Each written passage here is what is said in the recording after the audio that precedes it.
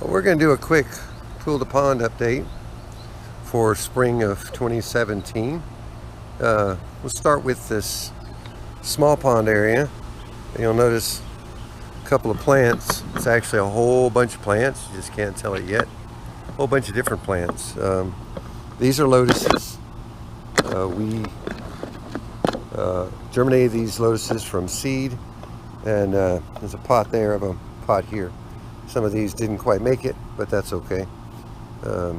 We got plenty more seed. We're going to start another pot, and we'll be separating these out of these pots before the season's up. The key with lotus, they will not bloom their first year, so you have to make kind of a time investment in these little guys. They've been their first year basically building a tuber. They don't commit a lot of energy to putting out blooms, so our expectation is we won't see either one of them bloom, and that's okay too. So let's talk about the rest of the pond. Some of this was just as we go, you'll get to see some of it, but our lilies, you can see we have them all the way from the deep end of the pond down to the shallow end. There's actually one that you may or may not be able to see. It's basically right in this area here that's not quite above water yet.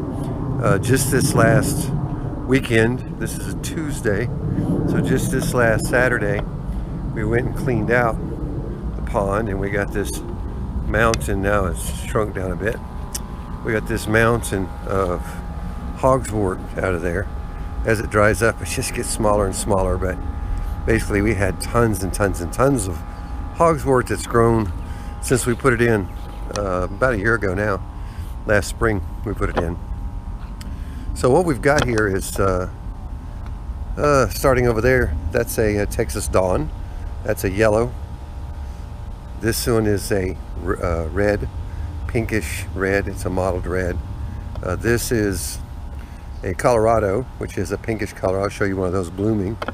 This one is a red here. This is a native Texas white. There's another native Texas white beyond that, the two biggest ones you see here. You'll notice on this end of the Texas white, there's another lily. It's actually another white. It's split off at its root, just putting up multiple heads.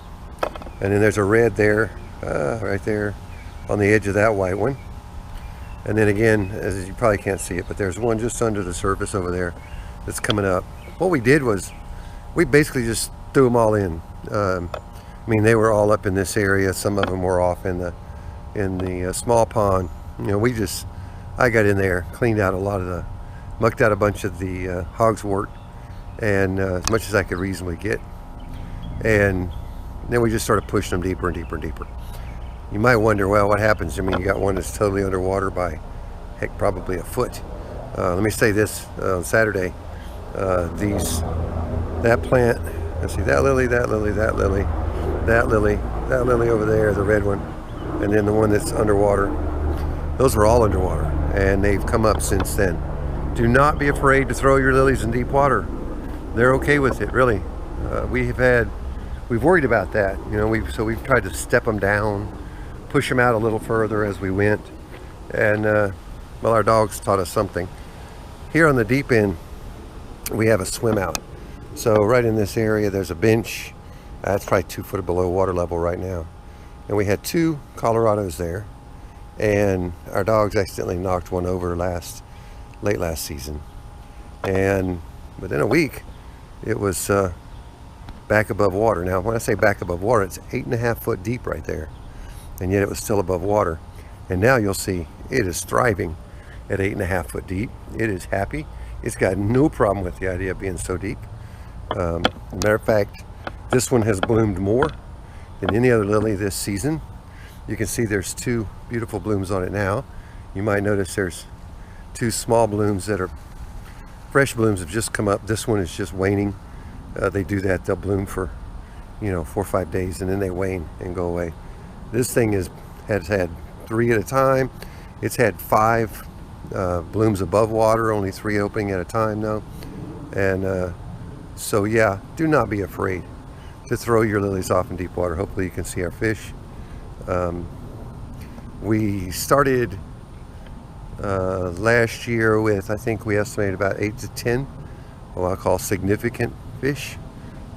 We probably now have 40 or 50 significant fish, and then we have a whole bunch of very small ones yet. They've not yet spawned this season. We've not seen any fry since springtime's arrived. We saw some fry kind of late in winter, early in winter, I guess. I don't know, midwinter.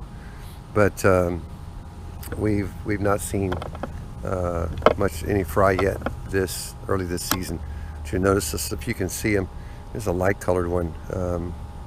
We call him Powder. He's an albino, red eyes and all. And he's not gonna get where I can see him. I think in a few minutes I'll feed, and then you'll be able to see him a little bit better when we feed the fish. We try not to feed him very often. We've actually fed him yesterday, so feeding him today is a cheat, but hey, I want you guys to be able to see it. So anyway, lesson learned. Oh, one other thing. So we had two Colorados on this step, and one of them they knocked off last season, into last season, and then they knocked one off 2 weeks ago. And if you'll look, right, they knocked it off in the same general area. So if you look right in there is a small leaf. Over here is a small leaf. It's now coming up too. So what's actually two plants is going to come up in the same area, but it's just going to be thicker, more blooms. It's going to be crazy pretty when it gets going good. So let me walk around here, straddle I got to come up with a new name for that, the viewing platform. There goes one of our bullfrogs. Just jumped in. We've got a ton of bullfrogs.